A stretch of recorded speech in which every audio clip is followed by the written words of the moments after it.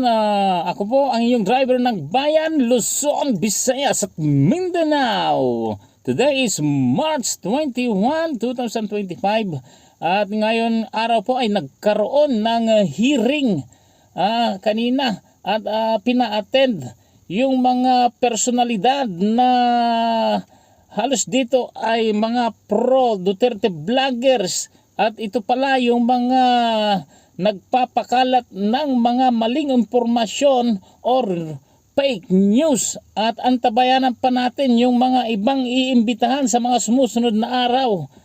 At ngayon nga po ay mapapanood natin ang isang fake news na inaresto. Ito, panoorin ninyo mga kababayan. Mga kapuso, nandito tayo ngayon sa tanggapan ni NBI Director Jaime Santiago. At anumang oras mo lang ngayon ay magsisimula na itong interview sa kanya. Pero medyo kakaiba yung setup mga kapuso dahil dito makikita natin na naka-live zoom siya ngayon dahil meron siyang kakausapin na hepe ng NBI Cebu.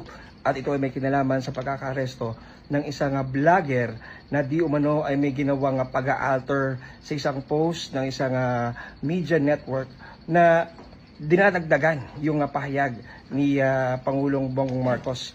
At ito nga, nagkaroon ng operasyon ng NBI Cebu at nahuli ang suspect. Nung nakita namin ito,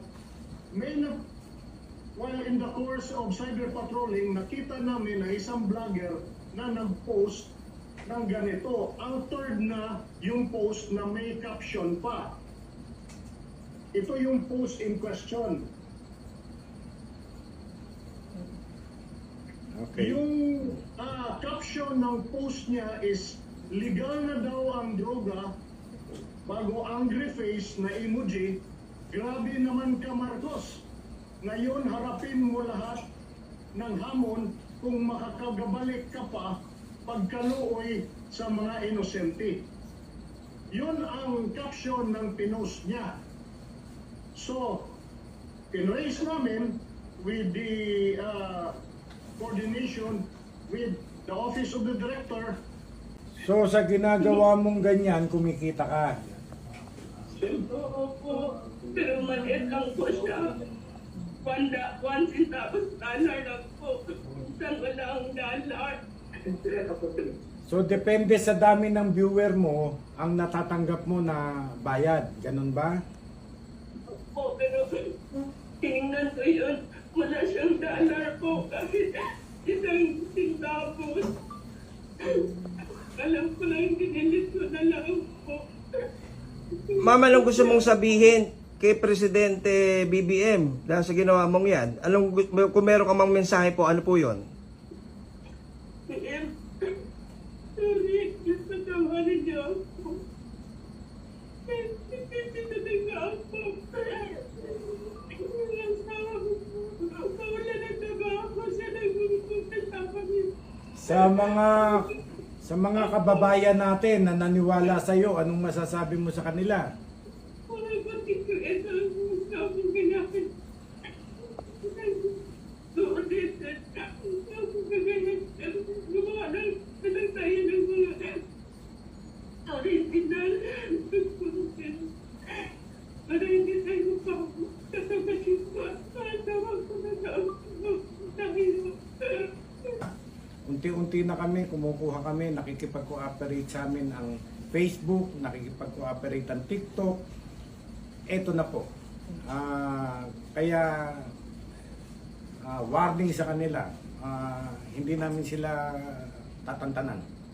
At sir, mensahe din po sa ating mga kababayan dahil sa mga sandaling ito, tuloy-tuloy pa rin po yung pagkalat po ng fake news. Ano po inyong paalala sa ating mga kababayan na mahilig po talagang kumuha ng impormasyon sa social media? Ayun nga, yung mga kababayan natin, suriin ninyo kung yung bang sinasabi doon sa social media ay tama o mali. No? Yun naman mga gumagawa, yung iba'y katuwaan lamang, ay hindi katuwaan ito. May kaakibat na krimen ito na makakasuhan kayo. At pagka nakasuhan kayo, katulad nitong si Wendelin ngayon, umiiyak. No, hindi niya daw uulitin. So, mga kababayan, yun nga sinasabi, think before you click. No? Huwag tayong pagdalos-dalos, hindi to biro. Article 154 ng Revised Penal Code, yun ay illegal use of publication in relation to cybercrime law, Republic Act 10175. Ang penalty niyan ay 6 months and 1 day to 6 years plus a fine of not more than 200,000 pesos. Maliit lang, actually, maliit lang. Pero may pagbabago pa at probationable yan. No? Probationable. Pwede siyang mag-probation, but then, ayun nga, tulad ng tanong ko sa kanya, magbagong buhay na siya. Huwag na siyang gagawa ng ganyan.